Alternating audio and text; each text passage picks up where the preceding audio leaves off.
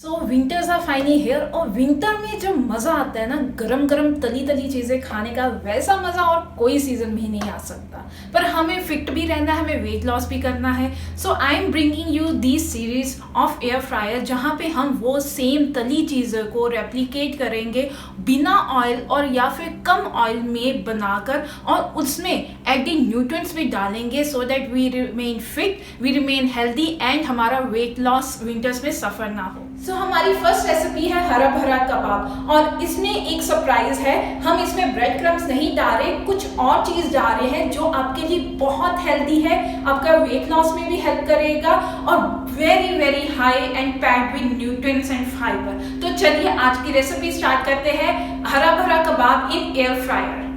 तो चलिए आज बनाते हैं हरा भरा कबाब। और हरा भरा कबाब बनाने के लिए हमें चाहिए कुछ हरी भरी सब्जियां। तो आपके घर में जौन सी भी हरी भरी सब्जियां हैं उन्हें निकालिए, उन्हें जैसे भी चाहे काटिए, क्योंकि हमने बाद में तो इन्हें ब्लेंड करना ही है। मेरे पास थे कुछ धनिया, बीन्स, कैप्सिकम, मटर और पालक, और मैंने साथ में लिए प्याज और अदरक और लहसुन। आपके पास अगर अदरक लहसुन का पेस्ट है तो और बढ़िया बात है, मेरे पास नहीं था तो मैंने उनसे कद्दूकस कर लिया।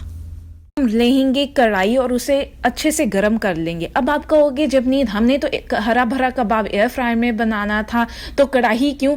अरे जनाब रुके तो सही, हम एयर फ्रायर में ही बनाएंगे हरा भरा कबाब। बस हमें इन सब्जियों को पकाना है और हमें इसे पकाना है सिर्फ 1 स्पून ऑयल के साथ। जी हाँ, 1 चुटकी ऑयल की कीमत तुम क्या जानो रमेश बाबू। और ये सारी सब्जियों को 1 चुटकी ऑयल में पकाने के बाद अब आप अपना ऑयल बंद कर दीजिए, क्योंकि इसके बाद हम ऑयल को बिल्कुल यूज़ नहीं करेंगे। सारी सब्जियां और उसको कढ़ाई के बीच में डाल दीजिए। कायदे से तो पहले प्याज जाना चाहिए और हमें उसे भूनना चाहिए, पर हम यहाँ पे बिगिनर्स रेसिपी बना रहे हैं और हमारे पास इतना टाइम भी नहीं है, तो लीजिए भगवान का नाम और डाल दीजिए सारी सब्जियां एक साथ। अब जब ये अच्छे से पक जाए उसके बाद हम डालेंगे आमचूरन। अगर आपके पास नहीं है तो कोई बात नहीं, अगर आपके पास चाट मसाला है तो चाट मसाला डाल दीजिए। उसके बाद हम डालेंगे कुछ मसाले जैसे कि नमक, लाल मिर्च, और यहाँ पे अब मैं सोच रही हूँ कि और कौन सा मसाला डाल सकते हैं। अरे आपके पास जौन सा भी घर पे मसाला है ना डाल दीजिए। हल्दी के अलावा आप कुछ भी डाल दीजिए। और उसके बाद हम डालेंगे काला नमक। जी हाँ, काला नमक से जो स्वाद आता है ना वो तो क्या बात है। अगर नहीं है तो कोई बात नहीं, उसके साथ उसके बगैर भी चल जाएगा।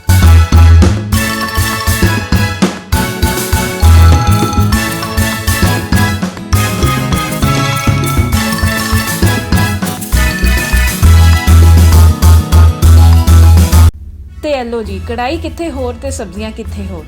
अब हम डालेंगे पालक, और इसमें कोई पानी नहीं डालेंगे। पालक को अलग से बॉईल करने की ज़रूरत भी नहीं है, पालक में खुद ब खुद ही बहुत पानी होता है और हमने इसे वॉश भी की है।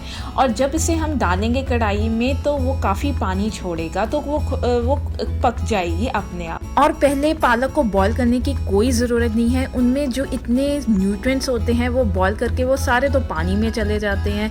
तो इसे बॉईल मत कीजिएगा और पानी ज़्यादा मत डालना और इतनी सब्जियों को ज़्यादा पकाने।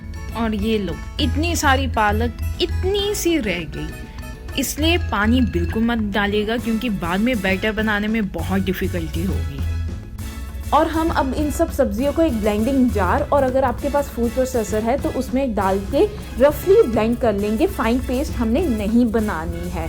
और यहाँ पे देखिए मेरी लेजीनेस, वो ब्लेंडिंग जार की ओपनिंग इतनी छोटी है और वो वुडन स्पैचुला जो या फिर करछी इतनी बड़ी है, मैं फिर भी एक्स्ट्रा स्पून नहीं यूज़ कर रही, क्योंकि मुझे पता है बाद में धोना पड़ेगा और मैं उसी से ही डाल रही हूँ। तो चलिए, इतनी मेहनत करने के बाद फाइनली उससे नहीं डला और मैंने अपना स्पून निकाल लिया है। और now you have to just put all the vegetables in the blending jar. हमने फाइन पेस्ट बिल्कुल नहीं बनानी, और अगर कुछ चंक्स रह भी जाते हैं तो इट्स ओके। फिर डालेंगे हम कुछ बेसन और फिर डालेंगे बॉइल्ड मैश पोटैटो।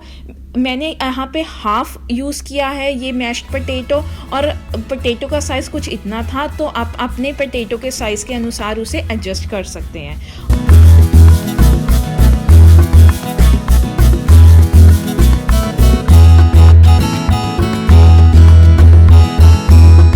उसके बाद हम डालेंगे स्टार ऑफ द शो।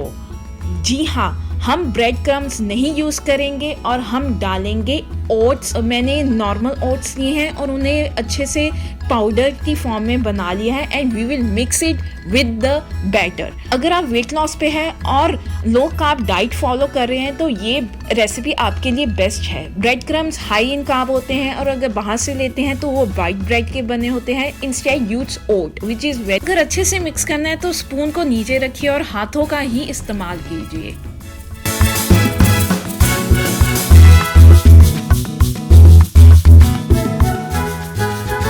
और चलिए, हमारा हरा भरा कबाब बनाने के लिए बैटर बिल्कुल रेडी है। आपको जौन सी भी शेप अच्छी लगती है उस शेप के कबाब बनाइए। गोल, स्क्वायर, रेक्टेंगल, ट्रायंगल, कोई दिक्कत नहीं है। और बस अब इसे एक प्लेट में बना के रख लीजिए।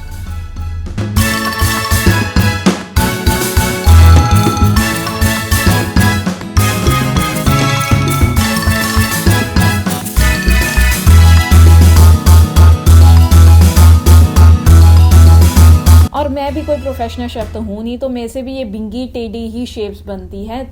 कोई बात नहीं, इट्स ओके, हम सीख जाएंगे। और हाँ, अगर आप इन्हें फ्रीज़ भी करना चाहते हैं तो आप इन्हें फ्रीज़ करके बाद के लिए भी यूज़ कर सकते हैं। तो ज़्यादा से ज़्यादा बना लिया और बाद में भी इंजॉय कीजिए। इन पेड़ों को आप एयर फ्राई में रखिए, थोड़ी डिस्टेंस में रखिए, एक दूसरे के ऊपर मत रखना तो अच्छा रहेगा क्योंकि वो क्रिस्प आना चाहिए ना। हम इसे 200 डिग्री पे 10 मिनट्स के लिए सेट करेंगे। और प्लीज़ बीच में ज़रूर चेक कीजिए क्योंकि सभी एयर फ्राई डिफरेंट होते हैं। ये ना हो आपके कबाब जल जाएं। अगर आपको लगता है कबाब ज़्यादा क्रिस्पी नहीं है तो 5 मिनट के लिए और रख दीजिए और 10 मिनट के बाद इसे ज़रूर परताएं और फिर दोबारा 10 मिनट्स के लिए रखें so that it is crispy from both the sides. ये बहुत ही टेस्टी और बहुत ही क्रिस्पी हरा भरा कबाब रेडी है।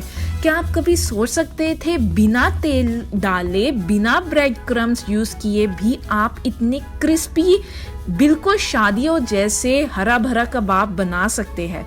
और ब्रेड क्रम्स ना यूज़ करके आपने एक तो इन्हें लो कार्ब बना दिया और दूसरा इनमें एडिड न्यूट्रिएंट्स और फाइबर भी डाल के इन्हें वेरी हेल्दी, वेरी टेस्टी कबाब बना दिए। तो इन्हें ज़रूर विंटर्स में इंजॉय कीजिए और आपको टेस्ट में बिल्कुल ही डिफरेंस नहीं मिलेगा।